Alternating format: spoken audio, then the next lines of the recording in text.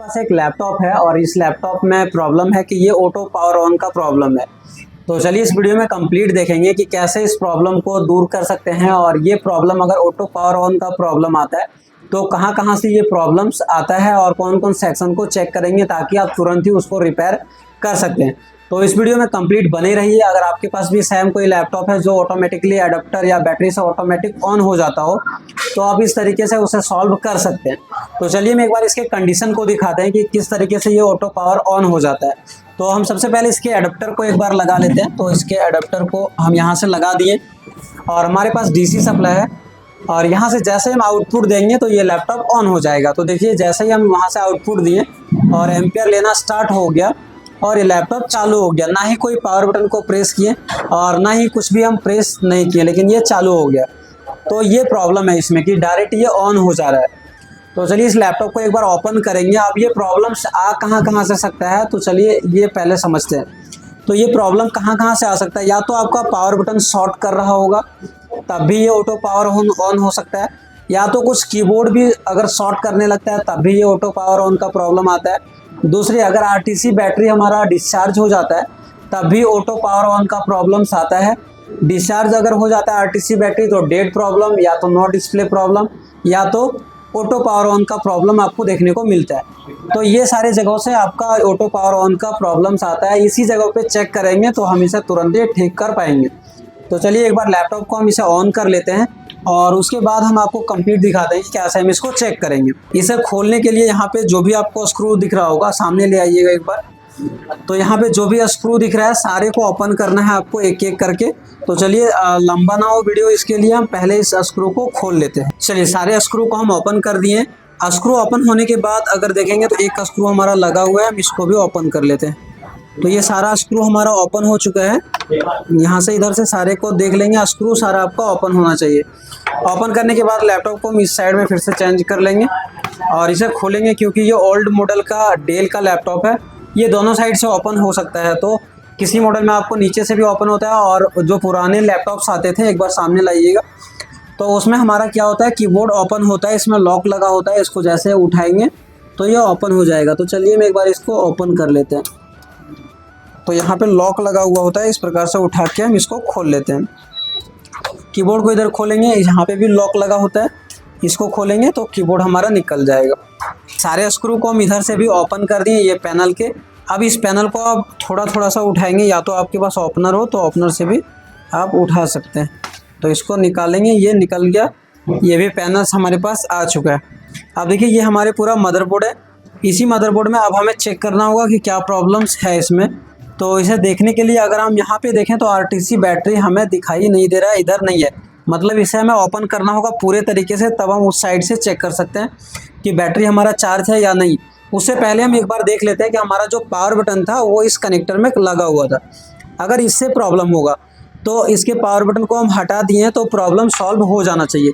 तो एक बार हम फिर से अडेप्टर को लगा के और चेक कर लेते हैं। चलिए अडेप्टर को हम फिर से लगाते हैं और फिर से हम आउटपुट देंगे, चेक करते हैं कि अभी हमारा बंद हो गया। तो अगर बंद हो जाएगा तो पावर बटन से प्रॉब्लम था और सॉल्यूशन हो चुका है, क्योंकि पावर बटन को डिस्कनेक्ट कर दिए। तो अगर उसी से प्रॉब्लम होगा तो सॉल्व हो जाएगा, लेकिन अभी भी नहीं हुआ है। अभी भी ये ऑटोमेटिकली पावर ऑन हो जा रहा है। तो अब हमें दूसरे में चेक करना होगा आरटीसी बैटरी को, क्योंकि वहाँ से भी ये सेम प्रॉब्लम आता है। चलिए अब ये हमारे मदरबोर्ड आ गया। तो इसमें जो हम पहले जब हम चेक किए तो पावर बटन को हटाने के बाद भी ये बोर्ड में क्या हो रहा है, तो हमारा ऑटो ऑन हो रहा है, तब भी ऑन हो रहा है। तो अब हम इसे इस साइड चेक करेंगे कि जो हमारा आरटीसी बैटरी है वो किस कंडीशन में।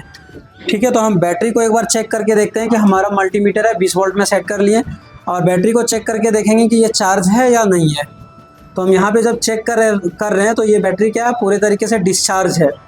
ठीक है, और जैसे ही आपको ये पता चलता है कि हमारा आरटीसी बैटरी डिस्चार्ज है तो इससे ये प्रॉब्लम्स आता है। चलिए एक बार हम इसे चेंज करके देखते हैं। तो दूसरे बैटरी से हम इसे चेंज करेंगे। ये बैटरी को हम लगा रहे हैं, बैटरी को लगाएं और फिर से हम चेक करते हैं। तो ये बैटरी हमारा चार्ज है, और अब हम एक बार कनेक्ट करके और चेक करेंगे कि हमारा प्रॉब्लम सॉल्व हो रहा है या नहीं हो रहा है। तो हम मदरबोर्ड को एक बार फिर से इसे हम चेंज कर लेते हैं इस प्रकार से, और फिर से हम इसे चेक करके देखेंगे कि अब प्रॉब्लम हमारा सॉल्यूशन हो रहा है या नहीं हो रहा है। तो हम यहाँ पे लगा लेते हैं इसके डिस्प्ले को कनेक्ट कर दिए हैं, और इधर से हम इस एडाप्टर को लगा लेंगे। और लगा करके हम चेक करते हैं कि हमारा प्रॉब्लम सॉल्व हो रहा है या नहीं हो रहा है। चलिए अडेप्टर को लगा दिए और ऑन कर रहे हैं, तो अभी हमारा क्या है, अब ये ऑन नहीं हो रहा है।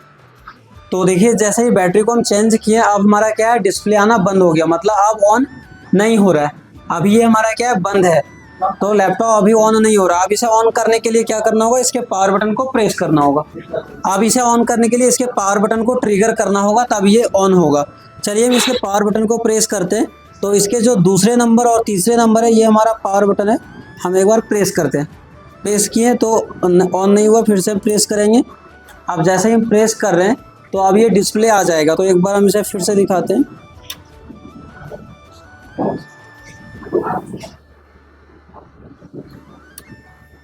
अब देखिए जैसे ही हम प्रेस किए तो डिस्प्ले आ चुका है और चालू भी हो चुका है। अब देखिए हमारा डिस्प्ले आ चुका है और यहाँ पे अगर अच्छे से देखेंगे तो आपको डिस्प्ले आया हुआ दिख रहा होगा।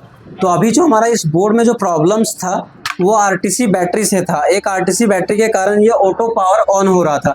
तो इसी कारण से हमारा ये लैपटॉप में जो प्रॉब्लम आ रहा था, जैसा ही अडेप्टर लगा रहे हैं ये लैपटॉप ऑन हो जा रहा था। तो या ये पावर बटन अगर शॉर्ट होता है तब ये प्रॉब्लम आता है, या आरटीसी बैटरी खराब हो जाने पे ये प्रॉब्लम आता है। अगर आरटीसी सेक्शन में कोई प्रॉब्लम होता है तब भी इस तरीके का दिक्कत आ सकता है। और अगर कीबोर्ड शॉर्ट होता है, बहुत बार में हमारा इनबिल्ट होता है पावर बटन के साथ में ही आता है कीबोर्ड के, अगर वो भी शॉर्ट होगा तब भी ये लैपटॉप ऑटोमेटिकली पावर ऑन होता है। इस कंडीशन में आपको ये सारे सेक्शन को चेक करना पड़ता है। अगर आईओ का भी हमारा पिन शॉर्ट होता है तब भी आपका ऑटो पावर ऑन का प्रॉब्लम्स आता है। तो इस तरीके से अगर आप इसे फाइंड करेंगे, एक एक प्रॉब्लम्स के बारे में आपको पता होता है, तो आप तुरंत ही उसे ठीक कर सकते हैं। चेक करके तुरंत ही पता कर सकते हैं कहाँ से प्रॉब्लम है और तुरंत ही आप उसे ठीक कर सकते हैं। तो चलिए ये प्रॉब्लम्स हमारा फिक्स हो चुका है और फिर से हम इसे सेट करते हैं और सेट करके प्रॉपर हम आपको ऑन करा के दिखाएंगे। चलिए अब जो भी हमारा ये प्रॉब्लम था ऑटो पावर ऑन का, ये प्रॉब्लम सॉल्व हो चुका है। तो चलिए एक बार हम आपको दिखाते हैं। आउटपुट दिए और पावर बटन प्रेस करेंगे और ये लैपटॉप ऑन हो जाएगा। तो अब ये प्रॉब्लम जो था ऑटो पावर ऑन का, वो प्रॉब्लम सॉल्व हो चुका है। तो डिस्प्ले भी हमारा आ चुका है। इस प्रकार से जो भी आपके प्रॉब्लम्स होते हैं लैपटॉप में, अगर आपको पता होता है कि कौन सा प्रॉब्लम कहाँ से आता है, ये अगर आपको कंप्लीट पहले से पता होता है तो आप तुरंत ही उस प्रॉब्लम को सॉल्व कर सकते हैं। तो अगर आप भी laptop desktop repairing, mobile repairing, AC, fridge, cooler, house wiring, ये सारे कोर्स को करना चाहते हैं तो आप हमारे SMTC धनबाद को ज्वाइन कर सकते हैं।